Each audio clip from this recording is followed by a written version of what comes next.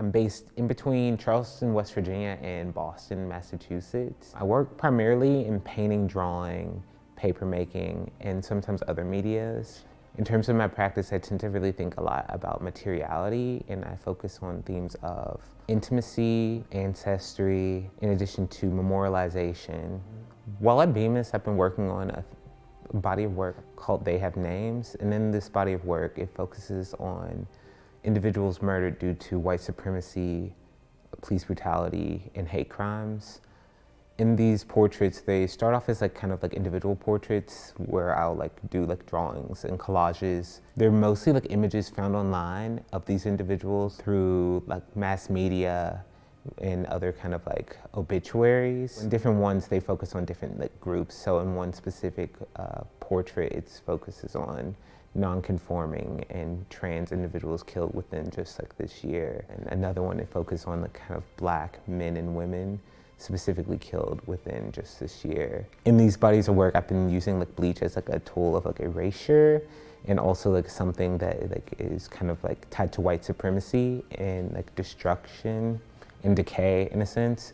So the portraits are created from that, but I use several different processes in creating those. So usually it'll start off with the collages, then from the collages it'll branch off into the larger scale painting. Through the painting process, I'll usually bleach everything and get the image how I want it.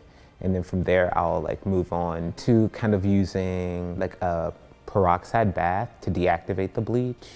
And then from there, I'll begin to paint onto the canvas after it's been rabbit skin glued.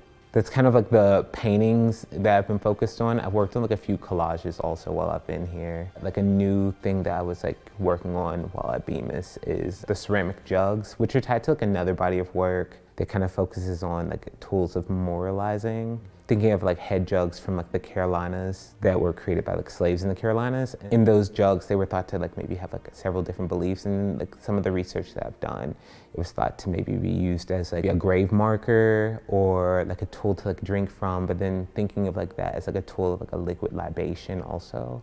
And they were made specifically frightened to scare off evil spirits, to also be a self-portrait. It's kind of a frightening self-portrait, but it's also a thing that's kind of a protector. I was making these large-scale versions of these jugs as kind of vessels of healing that I imagine possibly showing with the paintings. I think it's also been really fun to think about how I'm able to kind of tie those with the paintings to kind of create more of a installation for this body of work.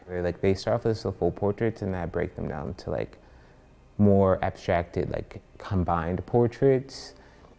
I think of that as a kind of thinking about the collective loss of these individuals. Also to be respectful to the individuals' families, because I think it's painful enough to lose someone in that manner, but then also to have several other images that are just massively produced of them. I usually try to abstract it to be respectful, and then also thinking of that collective loss. Well, I think when I was originally first making them, I was really thinking about, I guess, kind of the intimacy and having them almost be kind of life-size, like an actual portrait. They really started off as these really tiny, more smaller, 20 by 24 or 24 by 30 at biggest, sometimes 30 by 30.